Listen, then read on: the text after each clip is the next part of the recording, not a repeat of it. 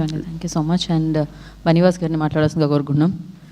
I also realise అండి, నేను book చేసుకుంటే లాస్ట్ రోల్లో దొరికింది, బట్ 5.9 చూపించింది. I don't know. I can understand మా వాళ్ళ ఎమోషన్ ఇదంతా కూడా. అంటే I'm used to this kind of situations. అంటే చాలా కాంపిటీషన్స్లో మీ అందరికీ కూడా తెలుసు, చాలా కాంపిటీషన్స్లో సినిమాని రిలీజ్ చేసినప్పుడు ఏంటంటే జనరల్లీ ఇదివరకు ఏంటంటే ఈ సోషల్ మీడియా కానీ ఇది కానీ లేనప్పుడు, అంటే ఎప్పుడైతే ఓన్లీ మన సంప్రదాయ media and websites and channels ఇవన్నీ ఉంటాయో, అట్లీస్ట్ మాకు ఒక డిస్కషన్కో లేదంటే అది కాదు అన్న ఇది అని చెప్పుకోవడానికి ఒకటి ఉండేది. ఇప్పుడు ఆ ఛాన్స్ కూడా లేదు మాకు. బట్ అది కూడా ఓకే. బట్ స్టిల్ ఏంటంటే ఎక్కడ బాధపడుతున్నాం అంటే ఇది ఒక ఫార్ములా, చిన్న ఫార్ములా. దీన్ని ఎక్స్ప్లెయిన్ చేయాలంటే పొద్దున్న దాము గారికి చెప్పాను, ఎంత సింపుల్గా ఉంటుందంటే, ప్రీమియర్స్ వేసాం, 200 టికెట్లు ఎవరో బుక్ చేస్తారు అవతల వాళ్ళు, చేసి ఆ ప్రీమియర్ అవగానే they will get the chance. 1 కొడుకెళ్ళిపోతారు. సింపుల్ అంతే. ఎప్పుడైతే ఒక 200 టికెట్లకి 1 కొట్టారో మనది ఆటోమేటిక్గా 5కి వచ్చేస్తుంది. 5కో లేదా 4కో 3కో మీ ఇష్టం. ఒక 300 టికెట్లు కొడితే ఎంత కావాలితే అంత కిందకు వస్తుంది. మనం పడుకుంటాం. పొద్దున్నే లేచినాడు కంగారు పడి అక్కడి నుంచి మళ్ళీ జనాలు కొట్టే వరకు మనం వెయిట్ చేసుకుని సినిమా బాగుంటే అది లేస్తుంది. సినిమా యావరేజ్గా ఉంటే ఆ 5 కాస్త 5.5 5.6 దగ్గరికి వచ్చి ఆగిపోయి సప్. ఇది జస్ట్ ఒక ప్రీమియర్ షోలో అవతల ఎవరన్నా మనల్ని దించాలనుకుంటే బుక్ మై షోలో ఒక 300 to 400 టికెట్లు అంటే 30,000 to 50,000 రూపాయలు ఖర్చు పెట్టుకుంటే అయిపోయింది అంతే. ఇది ఆ రేటింగ్ను కొలమానం తీసుకుంటారు చాలామంది.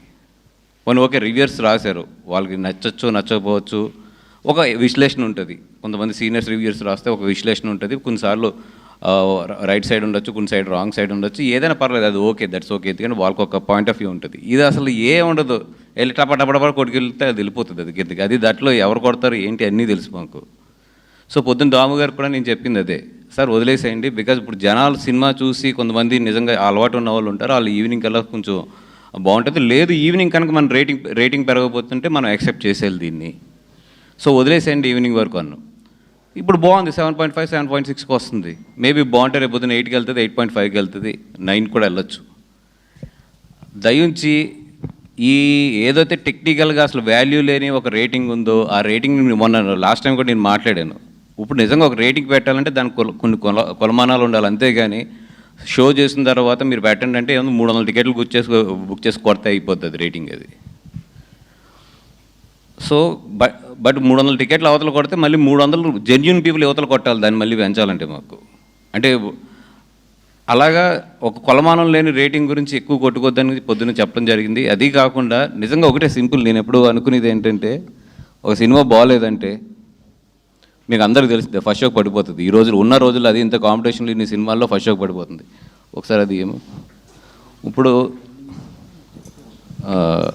బుక్ మై షోది ఇప్పుడు నేను ఇందాక 2 o'clockకి పెంచిన షోస్ తప్పితే 2కో 3కో కొన్ని షోస్ పెంచాం, నైట్ షోస్. అవి తప్పితే ప్రజెంట్ అంటే ఇప్పుడు 4:40 5 o'clockకి ఇంచుమించి 2.35 మీద per hour వెళ్తుంది. అంటే సినిమా బాగోకపోతే మీ అందరికీ తెలుసు అసలు 2.35 మీద per hour అనేది highly impossible. And second thing చూస్తే టోటల్ మొత్తం ఎక్కడ కూడా ఆరెంజ్. అంటే ఇన్ని షోల మీద మీకు అందరికీ కూడా తెలుసు, నా దగ్గర అంత డబ్బు అయితే లేదు నిజంగా టికెట్లకి. ఓకే పోనీ ఈరోజు ఓకే, ఈరోజు అంటే ఓకేనంటే ఫస్ట్ డే హాలిడే అంటారు. ఒకటే ఏంటంటే ఎంత ఇది ఉన్నా రేపుది బుకింగ్ ఉండదు. మీరు చూడండి బుక్ మై షో ఓపెన్ చేస్తే రేపు కూడా ఈ రేంజ్ ఆఫ్ ఫిలింకి నేను చెప్పేది, ఈ రేంజ్ ఆఫ్ ఫిలిం కూడా రేపు మీరు చూస్తే ఐనాక్స్ GVK1 లాంటివి కూడా ఇంచుమించు ఆరెంజ్లోకి వెళ్ళినాయి. రేపు కూడా ఇంచుమించు 20 to 22 షోలు ఆరెంజ్లోకి వెళ్ళినాయి. అంటే